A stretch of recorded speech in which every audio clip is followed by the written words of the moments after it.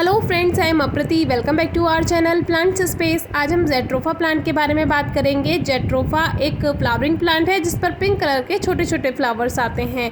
ये प्लांट हमने कटिंग से ही तैयार किया था और ये नीचे वाले गार्डन में लगा हुआ था, तो हमने इसको दूसरी जगह पर शिफ्ट किया नीचे वाले गार्डन में ही। तो आपको पता ही है कि बारिश के सीज़न में वहाँ पर पानी भर जाता है और जहाँ पर ये लगा हुआ था वहाँ पर सही से धूप भी नहीं मिल पा रही थी, तो इसकी सारी रूट्स गलने लगी थी। लगभग इसमें एक मुट्ठी के जितनी रूट्स ही बची थी, तो हमने रेनी सीजन में इसको तुरंत बाहर निकाला और ऐसे ही इस पॉट में लगा दिया था। ज़्यादा कोई फर्टिलाइज़र भी तब नहीं मिलाया था और इसमें ये रेन लिली के कुछ सीड्स बिखेर दिए थे जो कि अपने आप ग्रो हो गए थे।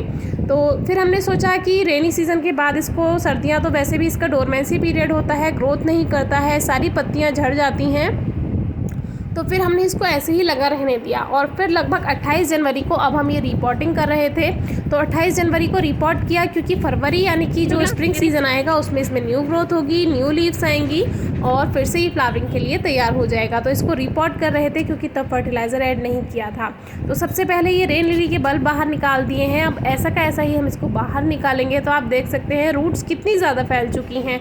अगर आप प्लांट को सही समय पर देख लेते हैं और बचा लेते हैं तो प्लांट बच जाता है।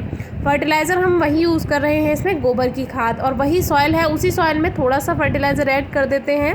लगभग 60% ही सॉइल ले रहे हैं और 40% गोबर की खाद हम इसमें ऐड कर रहे हैं। तो ये मिक्सचर बेस्ट है इस प्लांट के लिए। बाकी फ्लावरिंग प्लांट है तो टाइम टू टाइम आप फर्टिलाइज़र दे सकते हैं।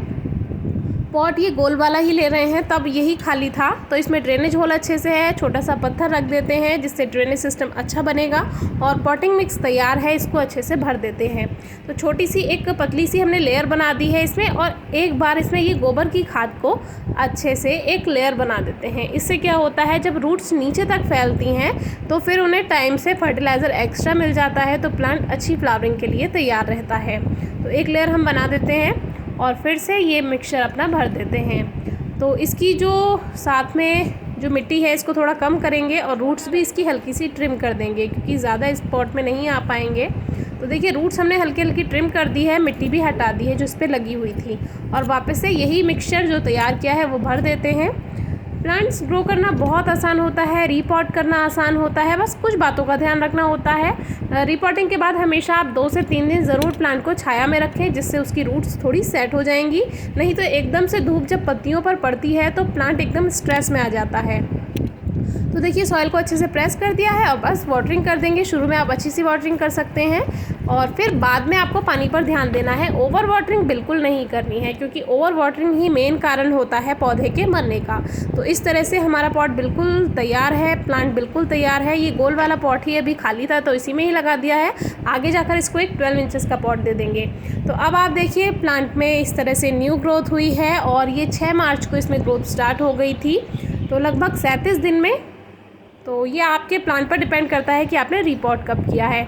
इस पर कुछ इंसेक्ट अटैक हो गया था जो कि हमने शेयर किया हुआ है, जो कि स्केल इंसेक्ट्स होते हैं, वो इसका जो रस होता है वो सक करते रहते हैं, तो इसकी वजह से प्लांट पे थोड़ा असर पड़ जाता है। तो वीडियो आपको डिस्क्रिप्शन बॉक्स में मिल जाएगी, ज़रूर चेक कीजिए। लेकिन प्लांट बहुत अच्छी फ्लावरिंग के लिए फिर से तैयार हो गया है। सबसे अच्छी बात यह है कि हमने इसको नीचे जो गार्डन में लगा हुआ था वहाँ से बचाकर ऐसे ही नॉर्मल पॉट दे दिया था और फिर सीज़न आने पर हमने इसको सही से रिपोर्ट किया, तो अब आप रिज़ल्ट देख सकते हैं। जेट्रोफा प्लांट में जितनी शाखाएँ होंगी यानी जितनी ब्रांचेज होंगी उतनी ही ज़्यादा फ्लावरिंग होगी। तो आपको इसको प्रून भी कर सकते हैं। फरवरी इसका बेस्ट टाइम होता है प्रूनिंग का, क्योंकि रेनी सीजन में भी कर सकते हैं प्रून, लेकिन उस समय भी इस पर फ्लावरिंग हो रही होती है तो ज़्यादा डिस्टर्ब करना सही नहीं होता है। तो अभी इसकी फ्लावरिंग की शुरुआत है इसीलिए थोड़ा कम कम फ्लावर्स आ रहे हैं, लेकिन ये लगातार फूल देता रहता है। जैसे इसकी एक फ्लावरिंग ख़त्म होगी तो दूसरा इसका फ्लावरिंग का समय शुरू हो जाएगा और ये लगातार फूल देता रहेगा। इसमें मेल और फीमेल 2 तरह के फूल होते हैं जिसमें सीड्स भी बनते हैं। तो हर फ्लावर से सीड नहीं बनता है, जो फीमेल फ्लावर होगी वही सीड बनाएगी। तो इस तरह से इसमें सीड से भी आप ग्रो कर सकते हैं और इसको आप कटिंग से भी ग्रो कर सकते हैं। कटिंग से ग्रो करना बहुत आसान होता है रेनी सीज़न में या स्प्रिंग सीज़न में, यानी या तो आप जून जुलाई अगस्त में इसकी कटिंग ग्रो कीजिए या फिर आप फरवरी मार्च में इसकी कटिंग ग्रो कर सकते हैं। तो आगे हम ज़रूर शेयर करेंगे। जेट्रोफा प्लांट की कई सारी वैरायटी होती हैं जिनमें से ये एक है। तो इस तरह से ये बहुत अच्छी फ्लावरिंग देने वाला प्लांट है, आप ज़रूर ग्रो कीजिए। ये बहुत बड़ा पेड़ तो नहीं बनता है लेकिन ये एक छोटी झाड़ी नुमा पेड़ बन जाता है जो कि बहुत खूबसूरत लगता है, एक श्रब की तरह। तो इसको आप ग्रो कर सकते हैं। अच्छी फ्लावरिंग पाने के लिए कम से कम 3 से 4 घंटे की धूप ज़रूरी है। ज़्यादा से ज़्यादा आप 4-5 घंटे की धूप इसको दे सकते हैं। पानी बहुत ज़्यादा नहीं होना है, क्योंकि पानी हम बता चुके हैं ओवर वाटरिंग से इसकी सारी रूट्स गल गई थी, तो हमने इसको बचाया था। फर्टिलाइज़र, क्योंकि फ्लावरिंग प्लांट है, आप चाहें तो 30 से 45 दिन में इसमें लिक्विड फर्टिलाइज़र या गोबर की खाद या वर्मी कंपोस्ट दे सकते हैं। ज़्यादा गर्मियों में आप लिक्विड फर्टिलाइज़र का यूज़ करेंगे तो बेस्ट है। वीडियो कैसी लगी है ज़रूर बताइए। कोई क्वेरी है, क्वेश्चन है, ज़रूर पूछिए। Thank you.